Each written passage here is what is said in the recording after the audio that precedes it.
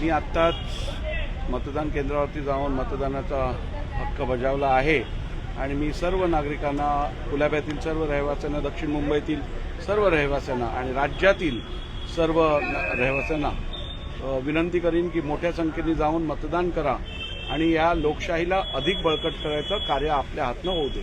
2 तासामध्ये साधारणपणे 5.5% मतदान दक्षिण मुंबईमध्ये झाले. साधारणपणे किती मतदान अपेक्षित आहे?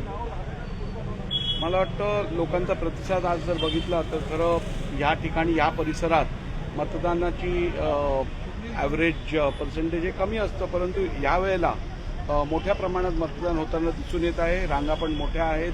त्याचप्रमाणे लोक अतिशय पॉझिटिव्हली रांगेत उभे राहूनही, जरी ऊन असलं तरीही आपला मतदानाचा हक्क बजावत आहेत. हे लोकशाहीसाठी अत्यंत पोषक असं चित्र मला दिसतं. आता तुम्ही मतदान केलं तेव्हा काही मतदारांची नावं यादीतून गहाळ होती, काहींची नावं वगळण्यात आली, तर असाही प्रकार घडला होता. त्याबद्दल बऱ्याचशा तक्रारी आल्या आहेत की बऱ्याचशा मतदारांची नावं ही यादीतून डिलीट केली गेली आहेत आणि ते इकडे आले तरी SD फॉर्म भरून त्यांना मतदान करून देण्यासंदर्भातली कारवाई अधिकाऱ्यांबरोबर बोलल्यानंतर ते करत आहेत.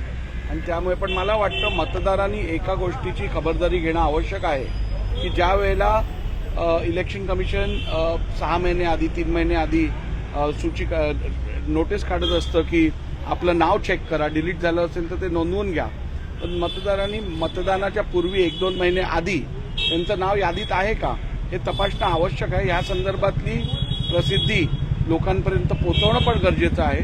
तर ही सूचना आम्ही यापुढच्या काळात इलेक्शन कमिशन आणि आमच्या विभागातील मतदारांना देऊ. थँक्यू.